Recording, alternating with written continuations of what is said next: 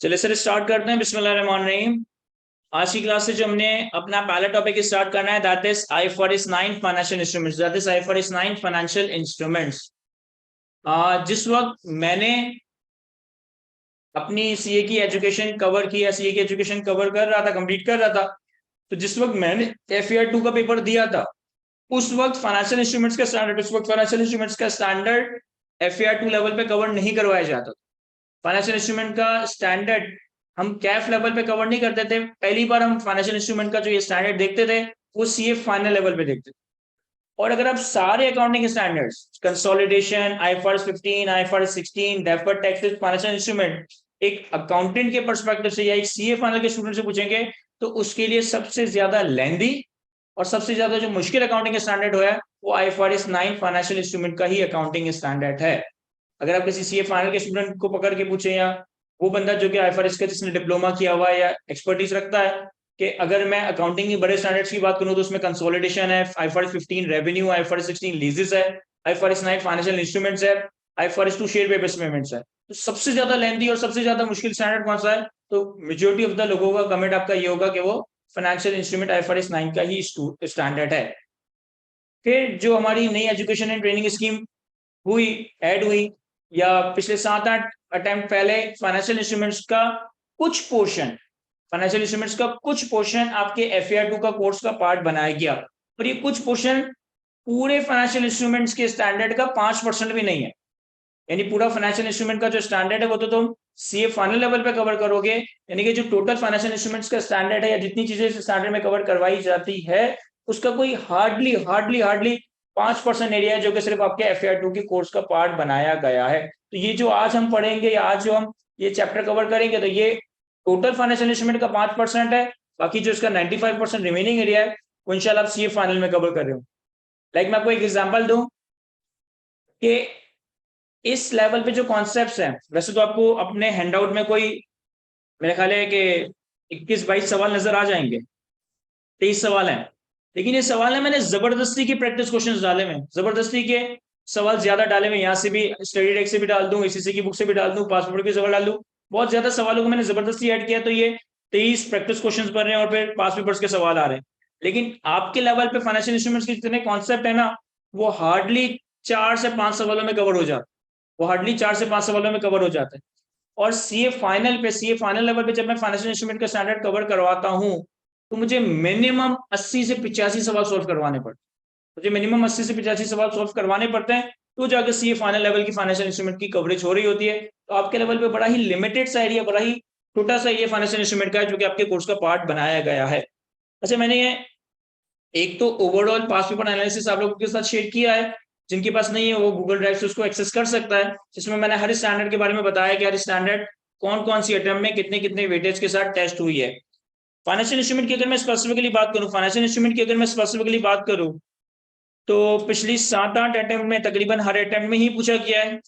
Spring 23 में भी test हुआ था, autumn 22, spring 22, autumn 21, autumn 20, spring, यानी कि तकरीबन हर अटेम्प्ट या यूं कह लो कि 4 अटेम्प्ट में से 3 अटेम्प्ट में ये टेस्ट हुआ ही है। पिछली 3 अटेम्प्ट में तो पूछा ही है, पिछली 4 अटेम्प्ट में। फिर स्प्रिंग 21 में नहीं पूछा था, फिर ऑटम 20 में पूछा, स्प्रिंग 20 में पूछा और फिर ऑटम 19 में पूछा है। और इससे पहले इसलिए नहीं पूछा क्योंकि इससे पहले ये आपके कोर्स का पार्ट नहीं था।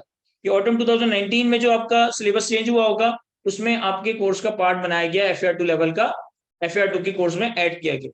वेटेज अगर आप देखें तो मेरा ख्याल है कि ऑन एन एवरेज 7 से 8 मार्क की इसकी टेस्टिंग है और बड़ा ही रीजनेबल, बड़ा ही आसान सा सवाल होता है, आप इजीली इस सवाल से पूरे मार्क्स सिक्योर कर सकते हो।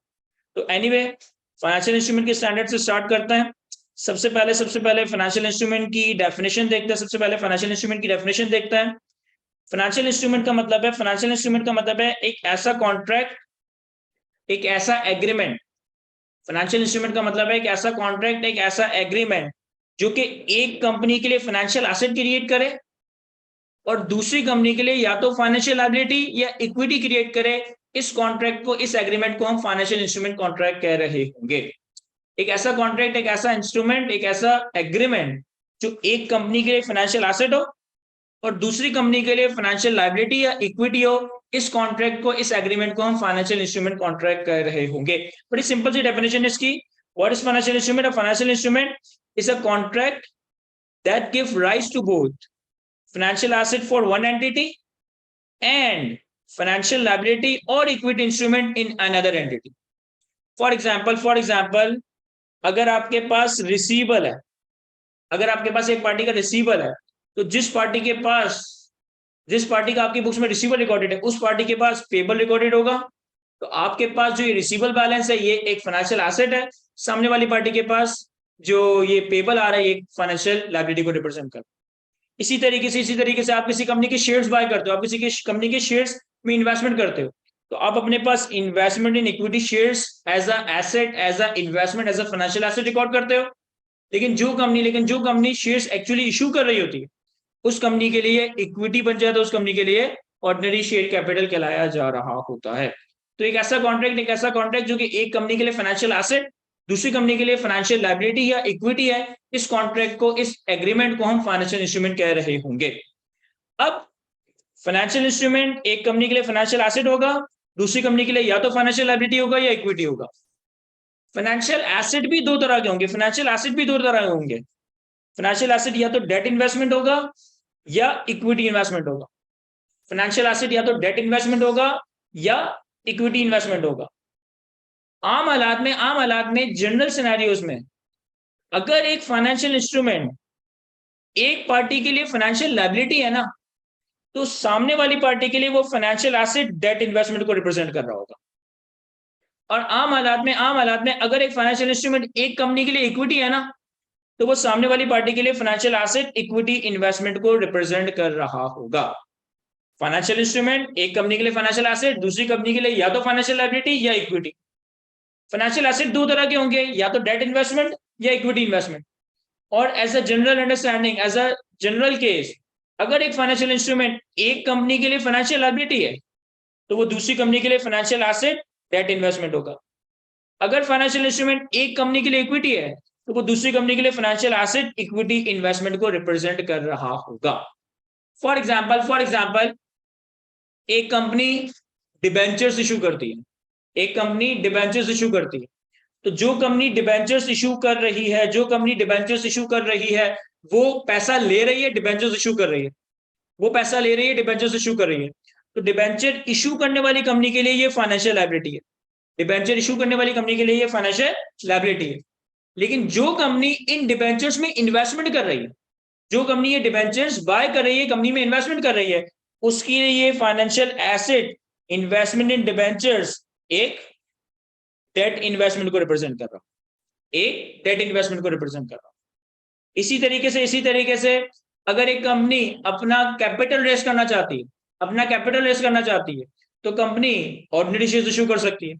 अब जिस कंपनी ने ऑर्डिनरी शेयर्स इशू किए, लोगों से पैसा इकट्ठा किया, कंपनी से पैसा इकट्ठा किया, उस कंपनी के लिए ये ऑर्डिनरी शेयर्स है, उस कंपनी के लिए ये ऑर्डिनरी शेयर्स इशूड है। लेकिन जिस कंपनी ने ये ऑर्डिनरी शेयर्स बाय किए, जिस कंपनी ने ऑर्डिनरी शेयर्स में इन्वेस्टमेंट की, इसके लिए ये फाइनेंशियल एसेट है, और ये फाइनेंशियल एसेट इक्विटी इन्वेस्टमेंट को रिप्रेजेंट कर रहा होगा। अगर दो पार्टीज के दरमियान कोई बिजनेस ट्रांजेक्शन में रिसीवेबल पेबल अराइज होता है, एक पार्टी के लिए रिसीवेबल है, दूसरी पार्टी के लिए पेबल है, तो जिस पार्टी के लिए पेबल है उसके लिए ये फाइनेंशियल लायबिलिटी है। लेकिन जिस पार्टी के लिए ये रिसीवेबल है, ये रिसीवेबल एक तरह से डेट इन्वेस्टमेंट को रिप्रेजेंट कर रहा होगा। आम हालात में फाइनेंशियल इंस्ट्रूमेंट का मतलब है कि ऐसा कॉन्ट्रैक्ट, एक ऐसा एग्रीमेंट जो एक कंपनी के लिए फाइनेंशियल एसेट, दूसरी कंपनी के लिए या तो फाइनेंशियल लायबिलिटी या इक्विटी। फाइनेंशियल एसेट की दो टाइप्स होंगी, या तो डेट इन्वेस्टमेंट या इक्विटी इन्वेस्टमेंट। और जनरली अगर एक कंपनी के लिए फाइनेंशियल इंस्ट्रूमेंट फाइनेंशियल लायबिलिटी है, तो दूसरी वाली कंपनी के लिए डेट इन्वेस्टमेंट होगा। जनरली अगर एक कंपनी के लिए ये इक्विटी है, तो दूसरी कंपनी के लिए इक्विटी इन्वेस्टमेंट को रिप्रेजेंट कर रहा होगा। अब हमारे पास फाइनेंशियल एसेट, फाइनेंशियल लायबिलिटी और इक्विटी की डेफिनेशन है जो कि हमने कवर करनी है। हमारे पास फाइनेंशियल एसेट, फाइनेंशियल लायबिलिटी और इक्विटी की डेफिनेशन है जो कि हमने कवर करनी है। लेकिन इस डेफिनेशंस को मैं इंटेंशनली आज रीड नहीं करूंगा, आज एक्सप्लेन नहीं करूंगा। थोड़ा बहुत हम अकाउंटिंग कॉन्सेप्ट और थोड़ा बहुत हम प्रैक्टिस क्वेश्चन कवर कर लेंगे। उसके बाद जब मैं फाइनेंशियल एसेट, फाइनेंशियल लायबिलिटी और इक्विटी की डेफिनेशंस आपको डिस्कस करूंगा, तो आप लोगों को बहुत अच्छे से डिटेल में समझ आ रही होगी। अभी हम इनकी डेफिनेशंस को नहीं देख रहे, अभी हमने सिर्फ फाइनेंशियल इंस्ट्रूमेंट की डेफिनेशन को देखा। या तो वो फाइनेंशियल एसेट होगा या वो फाइनेंशियल लायबिलिटी या इक्विटी होगी। फाइनेंशियल एसेट है तो it can be either debt investment, it can be either equity investment. आम हालात में अगर एक फाइनेंशियल इंस्ट्रूमेंट एक कंपनी के लिए फाइनेंशियल लायबिलिटी है तो दूसरी कंपनी के लिए डेट इन्वेस्टमेंट, एक कंपनी के लिए इक्विटी है तो दूसरी कंपनी के लिए इक्विटी इन्वेस्टमेंट्स को रिप्रेजेंट कर रहा होगा। और इसकी बेतहाशा एग्जांपल्स हैं। मैंने ऑर्डिनरी शेयर्स इशू किए, आपने मेरी कंपनी के ऑर्डिनरी शेयर्स में सब्सक्राइब करवाया, मेरे लिए इक्विटी है, आपके लिए फाइनेंशियल एसेट इक्विटी इन्वेस्टमेंट्स है। मैंने डिबेंचर्स इशू किए, टीएफसी इशू किए, बॉन्ड्स इशू किए, ये सारे पैसे मेरे लिए फाइनेंशियल लायबिलिटी है। आप लोगों ने मेरी कंपनी की डिबेंचर्स बाय किए, टीएफसीज बाय किए, बॉन्ड्स बाय किए, आप लोगों के लिए फाइनेंशियल एसेट डेट इन्वेस्टमेंट कहलाया जाएगा। मैंने प्रेफरेंस शेयर्स इशू किए, मैंने प्रेफरेंस शेयर्स इशू किए। आपको FER1 में IAS 33 अर्निंग पर शेयर के स्टैंडर्ड से ये वाली बात याद होगी कि प्रेफरेंस शेयर्स की मल्टीपल क्लासिफिकेशन हो सकती है। It can be either redeemable, it can be either irredeemable. Preference shares आपका रिडीमेबल हो सकता है, इररिडीमेबल हो सकता है। सर क्या मतलब होता है रिडीमेबल इररिडीमेबल का? रिडीमेबल का मतलब है कि ये रीपेबल है, इसकी कोई ना कोई फिक्स मैच्योरिटी डेट होगी जिस पे ये पैसा रिटर्न करना पड़ेगा। अब जो company preference shares redeemable issue कर रही है, जो company preference shares redeemable issue कर रही है, उसके लिए ये फाइनेंशियल लायबिलिटी है, और सामने वाले के लिए ये फाइनेंशियल एसेट डेट इन्वेस्टमेंट को रिप्रेजेंट कर रहा हो। और अगर एक company irredeemable preference shares issue कर रही है तो जो कंपनी इशू कर रही है उसके लिए इक्विटी है। मैं याद है ना कि इररिडीमेबल प्रेफरेंस शेयर्स इक्विटी होता है, और सामने वाली कंपनी के लिए फाइनेंशियल एसेट इक्विटी इन्वेस्टमेंट को रिप्रेजेंट कर रहा होगा। क्या ये बात समझ आती है? अब आते हैं इसकी क्लासिफिकेशन और मेजरमेंट की बात करते हैं। देखें, अब तक FER1 लेवल पे आपने जितने अकाउंटिंग स्टैंडर्ड्स कवर किए ना, for example property plant and equipment, property plant and equipment को जब हम इनिशियली रिकॉर्ड करते हैं तो प्रॉपर्टी प्लांट एंड इक्विपमेंट की इनिशियल रिकॉग्निशन होती है हमेशा कॉस्ट पे, और कॉस्ट पे इनिशियली रिकॉग्नाइज करने के बाद सब्सिक्वेंटली हमारे पास ऑप्शन होता है कि हम चाहें तो इसको कॉस्ट मॉडल में रखें, चाहे तो इसको रिवैल्यूएशन मॉडल में रखें। इसी तरीके से आपने स्टैंडर्ड कवर किया है investment property IAS 40। Investment property की इनिशियल रिकॉग्निशन हमेशा कॉस्ट पे होती है, सब्सिक्वेंटली हमारे पास ऑप्शन होता है कि हम इसको कॉस्ट मॉडल में रखें, हम इसको फेयर वैल्यू मॉडल में रखें। तो अभी तक आपने जितने भी प्रॉपर्टी प्लांट एंड इक्विपमेंट हो गया, इन्वेस्टमेंट प्रॉपर्टी हो गया, या इन्वेंट्री हो गया, इस तरह के स्टैंडर्ड्स को कवर किया है। इसमें एसेट की जनरली जो इनिशियल रिकॉग्निशन की जाती थी वो कॉस्ट पे की जाती थी, और फिर सब्सिक्वेंट मेजरमेंट के लिए हमारे पास डिफरेंट मॉडल्स अवेलेबल होते थे। अगर प्रॉपर्टी प्लांट एंड इक्विपमेंट है तो कॉस्ट मॉडल, रिवैल्यूएशन मॉडल। अगर इन्वेस्टमेंट प्रॉपर्टी है तो कॉस्ट मॉडल या फेयर वैल्यू मॉडल। अच्छा, एक इंपॉर्टेंट मैं आपको बता दूं कि जो FER1 की चीजें आप पढ़कर आ चुके हो, पास नहीं हुआ, पास हो गया तो अच्छी बात है, पास नहीं हुआ तो और अच्छी बात है। इस वजह से कि जैसे जैसे आपका अकाउंटिंग में लेवल बढ़ता जाएगा ना, तो आपको पुरानी चीजें भूलनी नहीं है। ये आपके एग्जामिनर की एग्जामिनेशन डायरेक्टिव्स में क्लियरली बात लिखी है कि हर नेक्स्ट लेवल पे अकाउंटिंग के पिछले लेवल की चीजें टेस्ट की जा सकती है with a maximum capping of 10 marks पर क्वेश्चन और 25 मार्क्स इन टोटलिटी। यानी कि आपसे FER1 में आईए की चीजें भी पूछी जा सकती है, पूछता नहीं है लेकिन पूछी जा सकती है। मैक्सिमम कितनी? आईए के अगर किसी टॉपिक पे सवाल बनाया जाएगा तो वो मैक्सिमम 10 मार्क का बनाया जाएगा। आईए के सारे टॉपिक पे सवाल बनाए जाएंगे तो वो मैक्सिमम 50 मार्क के बनाए जाएंगे, सॉरी 25 मार्क के बनाए जाएंगे। इसी तरह से FER2 में आपसे आईए और FER1 की चीजें पूछी जा सकती है और पूछी भी जाती हैं। मैक्सिमम कितनी? 10 मार्क पर टॉपिक और 25 मार्क इन टोटल। फिर FFR में आईए, FER1, FER2 की चीजें दोबारा पूछी जा सकती है और पूछी भी जाती है, 10 मार्क पर टॉपिक और 25 मार्क इन टोटल। तो FER2 में आप पास पेपर सॉल्व करते वक्त मेरे साथ देखेंगे कि बहुत सारी ऐसी एडजस्टमेंट्स या बहुत सारे ऐसे सवाल पूछे जाते हैं जो कि आपने FER1 लेवल पे कवर किए हैं। लाइक जब हम कंसोलिडेशन या डेफर्ड टैक्स की वर्किंग कर रहे होंगे तो इन्वेस्टमेंट प्रॉपर्टी की एडजस्टमेंट बड़ी कॉमन है, प्रॉपर्टी प्लांट एंड इक्विपमेंट की रिवैल्यूएशन बड़ी कॉमन है। अब ये प्रॉपर्टी प्लांट एंड इक्विपमेंट की रिवैल्यूएशन या इन्वेस्टमेंट प्रॉपर्टी वगैरह आप सब कुछ FER1 में पढ़कर आए हो, लेकिन FER2 के लिए भी आपको इसकी चीजें मालूम होनी चाहिए। तो मैं बात ये कर रहा था कि अब तक जो हमने स्टैंडर्ड कवर किया, like property plant and equipment, inventories या इन्वेस्टमेंट प्रॉपर्टी, उसमें आप एसेट को इनिशियली कॉस्ट पे रिकॉर्ड करते थे। सब्सिक्वेंटली इसको रिकॉर्ड करने के लिए हमारे पास या तो कॉस्ट मॉडल है या रिवैल्यूएशन मॉडल है। या कॉस्ट मॉडल है या फेयर वैल्यू मॉडल है। फाइनेंशियल इंस्ट्रूमेंट के स्टैंडर्ड में जब आप एक फाइनेंशियल एसेट या फाइनेंशियल लायबिलिटी को, जब आप फाइनेंशियल एसेट, डेट इन्वेस्टमेंट या इक्विटी इन्वेस्टमेंट को इनिशियली रिकॉग्नाइज करते हो ना, तो इनिशियल रिकॉग्निशन के वक्त ही इसको किसी ना किसी एक क्लासिफिकेशन मॉडल में क्लासिफाई किया जा रहा होगा। जब आप एक डेट इन्वेस्टमेंट को, जब आप एक इक्विटी इन्वेस्टमेंट को, जब आप फाइनेंशियल लायबिलिटी को इनिशियली रिकॉर्ड करोगे अपनी किताबों में, अपनी बुक्स ऑफ अकाउंट्स में, तो उसी वक्त आपने इसको किसी ना किसी एक तरह से क्लासिफाई करना है, किसी ना किसी एक तरह से क्लासिफिकेशन मॉडल में लेकर जाना है।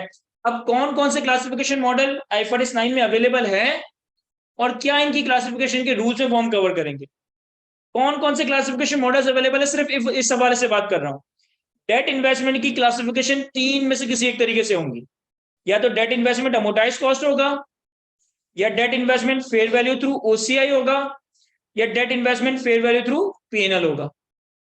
अगर इक्विटी इन्वेस्टमेंट है तो इसमें 2 तरह की क्लासिफिकेशन है, या तो फेयर वैल्यू थ्रू OCI या फेयर वैल्यू थ्रू PNL। अभी आपके जहन में सवाल आ रहा होगा कि इक्विटी इन्वेस्टमेंट में अमोर्टाइज कॉस्ट नाम की चिड़िया क्यों नहीं है। सबका कोई ना कोई रीजन है, वो के साथ साथ बताता जाऊं। इसी तरह फाइनेंशियल लायबिलिटी, तो यहाँ पे 2 क्लासिफिकेशन मॉडल है, अमोर्टाइज कॉस्ट या फेयर वैल्यू थ्रू PNL। और अगर जिस कंपनी के लिए इक्विटी है तो इक्विटी में कोई क्लासिफिकेशन नहीं होती, इक्विटी है simply that is. Financial asset debt investment में 3 क्लासिफिकेशन मॉडल्स हैं, amortise cost, fair value through OCI and fair value through PNL। Financial asset equity investments में 2 क्लासिफिकेशन मॉडल्स हैं, fair value through other comprehensive income and fair value through PNL। Financial liability में 2 classification possible है, या तो amortise cost या फिर fair value through PNL, और equity में कोई क्लासिफिकेशन नहीं हो रही होती है। तो अब तक हमने सिर्फ एक ब्रीफ ओवरव्यू डिस्कस किया कि what is financial instrument. Financial instrument is a contract और agreement that create financial asset for one company, one entity, and financial liability और इक्विटी फॉर अनदर कंपनी और अनदर एंटिटी। फाइनेंशियल एसेट 2 तरह के होंगे, date investment, equity investment. आम हालात में अगर एक फाइनेंशियल इंस्ट्रूमेंट एक कंपनी के लिए फाइनेंशियल लायबिलिटी है तो दूसरी कंपनी के लिए फाइनेंशियल एसेट डेट इन्वेस्टमेंट को रिप्रेजेंट कर रहा होगा। आम हालात में अगर फाइनेंशियल इंस्ट्रूमेंट एक कंपनी के लिए फाइनेंशियल एसेट इक्विटी इन्वेस्टमेंट है तो दूसरी कंपनी के लिए इक्विटी को रिप्रेजेंट कर रहा होगा। क्लासिफिकेशन कौन कौन सी सिर्फ ये बताया है। अगर फाइनेंशियल एसेट डेट इन्वेस्टमेंट है तो amortise cost, fair value through other comprehensive income, fair value through PNL। अगर फाइनेंशियल एसेट इक्विटी इन्वेस्टमेंट है तो fair value through other comprehensive income, fair value through PNL।